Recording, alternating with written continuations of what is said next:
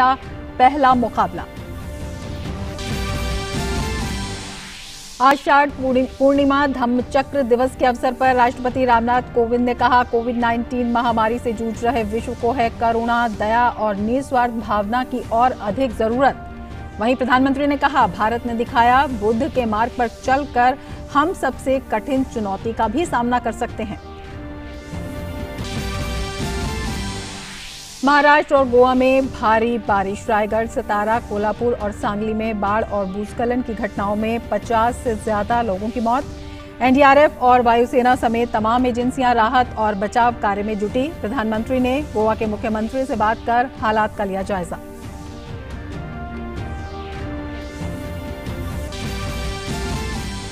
Oxygen express से बांग्लादेश को मिलेगी राहत। भारत से कल पहली ऑक्सीजन एक्सप्रेस 200 मीट्रिक टन तरल चिकित्सा ऑक्सीजन लेकर पहुंचेगी बांग्लादेश।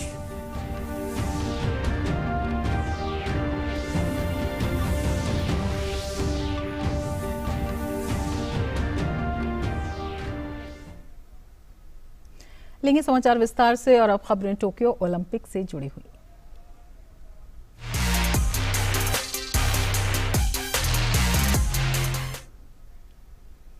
भारत ने टोक्यो ओलंपिक में पहला पदक हासिल कर लिया है। टोक्यो ओलंपिक में भारोत्तोलन में भारत की मीराबाई चानू ने 49 किलो भार वर्ग में रजत पदक हासिल कर लिया है। चानू ने स्नैच में अपनी दूसरी कोशिश में 87 किलो भार उठाकर दूसरा स्थान हासिल किया। स्नैच में पहले स्थान पर चीन की हाउ जुई ने 94 किलो भार उठाकर ओलंपिक रिकॉर्ड बनाया। वहीं क्लीन एंड जर्क में मीराबाई चानू ने 115 किलो भार उठाकर कुल 202 किलो भार के साथ रजत पदक पर कब्जा किया। स्वर्ण पदक पर चीन का तो वहीं कांस्य पर इंडोनेशिया के खिलाड़ी ने कब्जा किया। मीराबाई चानू ने रजत पदक जीतने पर खुशी जताते हुए एक पत्र ट्वीट किया है। उन्होंने लिखा कि उनका सपना आखिरकार पूरा हुआ। ये पदक मैं अपने देश को समर्पित करती हूँ। करोड़ों भारतीयों की दुआएं इस यात्रा में मेरे साथ रहीं। मैं अपने परिवार, खासतौर से अपनी मां को धन्यवाद देती हूं, जिन्होंने मेरे लिए कई त्याग किए। मैं भरपूर समर्थन देने के लिए सरकार का भी धन्यवाद करती हूं।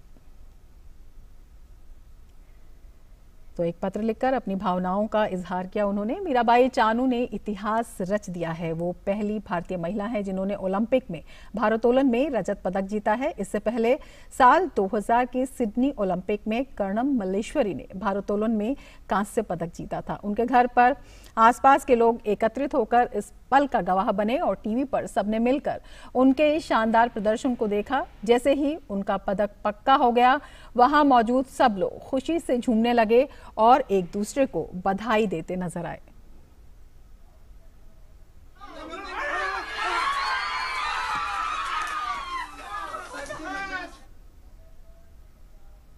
मैं बहुत खुश हूँ। जैसे कि मेरा बहन है, इससे सेना में सिल्वर मेडल मिला है। मैं बहुत खुश हूँ। जो उसका सपोर्टर वो पार्टी को भी मैं बहुत बहुत धन्यवाद देना चाहता हूँ। जो जितना गया वो पार्टी को भी गोल्ड मेडल लेके इंडिया में वापस आने के लिए मैं भगवान से दुआ मांगता हूँ। ऐसे खुश, बहुत खुश है सब। इतना मैं उसको मेहनत का जो फल है, जो इसलिए वो सिल्वर मेडल में है। राष्ट्रपति रामनाथ कोविंद ने भारोत्तोलन में देश को रजत पदक दिलाने के लिए मीराबाई चानू को बधाई दी है। राष्ट्रपति ने ट्वीट में कहा कि भारोत्तोलन में रजत पदक जीतकर टोक्यो ओलंपिक 2020 में भारत के लिए पदक तालिका की शुरुआत करने के लिए मीराबाई चानू को हार्दिक बधाई। मीराबाई चानू की ऐतिहासिक सफलता के बाद प्रधानमंत्री नरेंद्र मोदी ने उनसे बात की है। प्रधानमंत्री कार्यालय द्वारा एक ट्वीट के जरिए इस बात की जानकारी दी गई है। इस ट्वीट में लिखा है, प्रधानमंत्री ने मीराबाई चानू से बात करके ओलंपिक में रजत पदक जीतने पर उन्हें बधाई दी है। प्रधानमंत्री ने उन्हें भविष्य के लिए शुभकामनाएं दी। लोकसभा अध्यक्ष ओम बिरला ने मीराबाई चानू को देश के लिए रजत पदक जीतने पर बधाई दी है। लोकसभा अध्यक्ष ने कहा कि नारी शक्ति ने एक बार फिर देश का नाम रोशन किया है। पूरे देश को मीराबाई चानू के इस उपलब्धि पर गर्व है। लोकसभा अध्यक्ष ने कहा कि मीराबाई चानू की यह सफलता अन्य खिलाड़ियों को भी प्रेरणा देगी। केंद्रीय खेल मंत्री अनुराग ठाकुर ने ओलंपिक खेलों में भारोत्तोलन में देश के लिए रजत पदक जीतने के लिए मीराबाई चानू को बधाई दी है। खेल मंत्री ने कहा कि मीराबाई चानू की जीत से 135 करोड़ देशवासियों के चेहरे पर मुस्कान आई है। बहुत बहुत बधाई और बहुत बहुत धन्यवाद मीराबाई चानू जी। आपने 135 करोड़ भारतीयों के चेहरे पे मुस्कान लाई है, भारत का मान सम्मान बढ़ाया है, तिरंगे का मान सम्मान बढ़ाया है। मैं नरेंद्र मोदी जी और पूरे भारत की ओर से आपको बहुत बहुत बधाई और शुभकामनाएं देता हूं और मुझे पूर्ण विश्वास है आप बाकी खिलाड़ियों को भी प्रेरणा देती हैं और बाकी खिलाड़ी भी शानदार प्रदर्शन इसके बाद करेंगे। पहला ही दिन और मेडल आपने जीतकर दिखाया है, रजत पदक जो आपने जीता है, ये भारत के लिए बड़े मान सम्मान की बात है। आपको बहुत बहुत बधाई, बहुत बहुत शुभकामनाएं। केंद्रीय मंत्री किरण रिजिजू ने टोक्यो ओलंपिक में वेट लिफ्टिंग में मीराबाई चानू के रजत पदक जीतने पर उन्हें बधाई देते हुए कहा कि ओलंपिक के पहले दिन ही मेडल जीतना दूसरे खिलाड़ियों के लिए संदेश देता है कि हम भी मेडल जीत सकते हैं। इसका दूसरे खिलाड़ियों पर सकारात्मक असर होगा। ये बहुत बड़ी सफलता है और आदरणीय प्रधानमंत्री जी ने जो ट्वीट किया है कि इससे अच्छी शुरुआत नहीं हो सकती थी, यानी कि ओलंपिक्स का पहला ही दिन मेडल जीतना, ये एक टोन सेट करते हैं बाकी खिलाड़ियों के लिए कि हम मेडल जीत सकते हैं, हम में क्षमता है। ये पहला दिन पहला मेडल जीतना ये बहुत सिंबॉलिकली बहुत बड़ी होती है, क्योंकि इसका असर बाकी खिलाड़ियों को भी पॉजिटिव होता है, पॉजिटिव असर होता है। मैं मानता हूं कि मीराबाई चानू आज पहली बार भारत का सिल्वर मेडल वेट लिफ्टिंग में जो जीती है, उसके लिए हम सब पूरे भारतवर्ष हम अभिनंदन करना चाहते हैं मीराबाई चानू को और साथ साथ उनको बधाई देता हूं।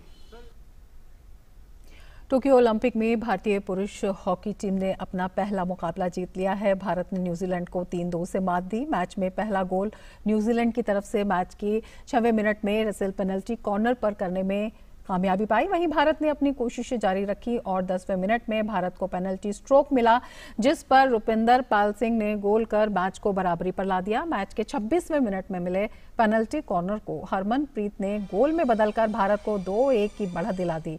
मैच के 33वें मिनट में एक बार फिर पेनल्टी कॉर्नर पर टीम के उपकप्तान हरमनप्रीत ने गोल कर भारत की बढ़त को 3-1 कर दिया। न्यूजीलैंड ने मैच के 43वें मिनट में गोल करने में सफलता पाई और मैच 3-2 पर ला दिया। आखिरी क्वार्टर में न्यूजीलैंड की टीम ने दबाव बनाए रखा, लेकिन भारतीय गोलकीपर पीआर सुजेश के शानदार गोल कीपिंग के चलते वो गोल करने में कामयाब नहीं हो पाई और भारत ने मुकाबले को 3-2 से अपने नाम किया। और बैडमिंटन की बात करें तो भारत की पुरुष युगल बैडमिंटन जोड़ी चिराग शेट्टी और सात्विक साईराज रेड्डी की जोड़ी ने टोक्यो ओलंपिक में शानदार शुरुआत की है। भारतीय जोड़ी ने ग्रुप ए के एक रोमांचक मुकाबले में विश्व की नंबर 3 चीनी ताइपे की ली यांग और वांग ची लिन की जोड़ी को हराने में सफलता पाई। चिराग और सात्विक ने 3 गेमों तक चले मैच को 21-16, 16-21, 27-15 से अपने नाम किया। पुरुष एकल में भारत को निराशा हाथ लगी। बी साई प्रणीत को ग्रुप डी के अपने पहले मैच में हार का सामना करना पड़ा। प्रणीत को इजराइल के मिशा जिल्बरमैन ने शिकस्त दी। प्रणीत अच्छी शुरुआत के बाद भी अपने लय को बरकरार नहीं रख पाए और जिल्बरमैन ने सीधे गेमों में उन्हें 21-17, 21-14 से हरा दिया। और टेनिस के पुरुष एकल में भारत के सुमित नागल ने जीत के साथ शुरुआत की है। सुमित नागल ने 2018 एशियन गोल्ड मेडलिस्ट उज्बेकिस्तान के डेनिस इस्तुमिन को पहले दौर में हराने में सफलता पाई। सुमित ने मुकाबले को 6-4, 6-7, 6-4 से अपने नाम किया। 25 साल बाद कोई भारतीय खिलाड़ी ओलंपिक में एकल में मैच जीत पाया। पिछली बार 1996 में लिएंडर पेस ये कमाल कर पाए थे। आगे बढ़ेंगे। आषाढ़ पूर्णिमा धम्म चक्र दिवस के मौके पर राष्ट्रपति रामनाथ कोविंद ने अपने संदेश में उम्मीद जताई कि आज की दुनिया जो कोविड-19 महामारी से जूझ रही है वो बुद्ध की असीम करुणा से प्रेरित हो और मानवीय कष्टों के सभी स्रोतों को दूर करने का संकल्प ले। Application of Buddhist values and principles in addressing issues of global concern will help in healing the world and making it a better place. Reeling under the impact of COVID-19, the world, more than ever before, needs the healing touch of compassion, kindness, and selflessness. These universal values propagated by Buddhism need to be adopted by all in their thoughts and actions. I hope today's world gets inspired by the Buddha's infinite compassion and resolves to overcome all sources of human suffering. I pray that human society follows the ideals of the Buddha and works to make our planet a more hospitable habitat. राष्ट्रपति ने साथ ही कहा कि वैश्विक समस्याओं के समाधान में बुद्ध के मूल्यों और सिद्धांतों का इस्तेमाल करके दुनिया को एक बेहतर स्थान बनाने में मदद मिलेगी। The world needs the power of the Buddha in the form of love, compassion, non-violence, and healing to conquer the forces of violence, disease, conflict, and poverty. The Buddha's assurance of putting an end to suffering, his emphasis on universal compassion and non-violence, his message to pursue morality and moderation in all aspects of life have inspired countless people over the last 2,600 years since his first sermon at Sarnath on this very day. इससे पहले राष्ट्रपति रामनाथ कोविंद ने राष्ट्रपति भवन परिसर में आज आषाढ़ पूर्णिमा धम्म चक्र दिवस के मौके पर बोधि वृक्ष का पौधा लगाया। इस मौके पर केंद्रीय मंत्री जी किशन रेड्डी, संस्कृति राज्य मंत्री अर्जुन राम मेघवाल और मीनाक्षी लेखी भी मौजूद थे।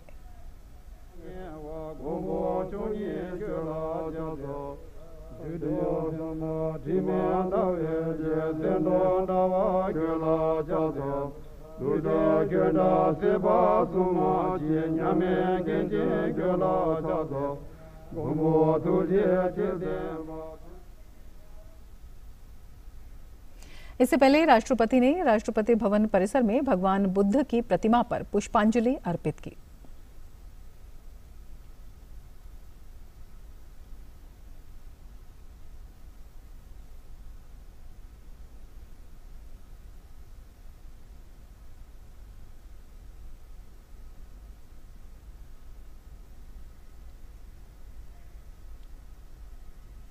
प्रधानमंत्री नरेंद्र मोदी ने आषाढ़ पूर्णिमा धम्म चक्र दिवस के अवसर पर आज देशवासियों को संबोधित किया। इस अवसर पर प्रधानमंत्री ने देशवासियों को शुभकामनाएं दी। पीएम ने कहा कि आज हम गुरु पूर्णिमा मनाते हैं। आज ही के दिन भगवान बुद्ध ने बुद्धत्व की प्राप्ति के बाद अपना पहला ज्ञान संसार को दिया था। आप सभी को धम्म चक्र प्रवर्तन दिवस और आषाढ़ पूर्णिमा की बहुत बहुत शुभकामनाएं। आज हम गुरु पूर्णिमा भी मनाते हैं और आज के ही दिन भगवान बुद्ध ने बुद्धत्व की प्राप्ति के बाद अपना पहला ज्ञान संसार को दिया था। प्रधानमंत्री ने कहा कि बुद्ध की शिक्षाएं आज भी प्रासंगिक हैं और यही कारण है कि पूरी दुनिया में लोग बुद्ध धर्म और उनकी शिक्षाओं का पालन करते हैं। जहां ज्ञान है वहीं पूर्णता है, वही पूर्णिमा है। और जब उपदेश करने वाले स्वयं बुद्ध हो तो स्वाभाविक है कि ज्ञान संस्कार के कल्याण का पर्याय बन जाता है। त्याग और तितिक्षा से तपे बुद्ध जब बोलते हैं तो केवल शब्द ही नहीं निकलते, बल्कि धम्म चक्र का प्रवर्तन होता है। इसलिए तब उन्होंने केवल 5 शिष्यों को उपदेश दिया था, लेकिन आज पूरी दुनिया में उन शब्दों के अनुयायी हैं, बुद्ध में आस्था रखने वाले लोग हैं। प्रधानमंत्री ने भगवान बुद्ध द्वारा दिए गए अष्टांग सूत्र को जीवन का पाठ बताया। भगवान बुद्ध ने हमें जीवन के लिए अष्टांग सूत्र 8 मंत्र दिए।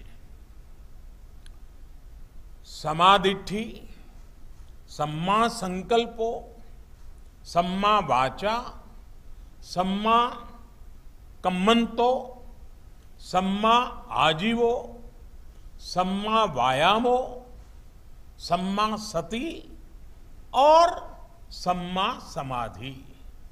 यानी कि सम्यक दृष्टि, सम्यक संकल्प, सम्यक वाणी, सम्यक कर्म, सम्यक आजीविका, सम्यक प्रयास, सम्यक मन, सम्यक समाधि यानी मन की एकाग्रता।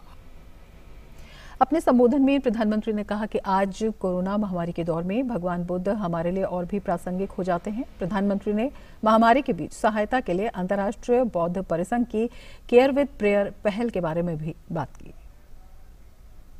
आज कोरोना महामारी के रूप में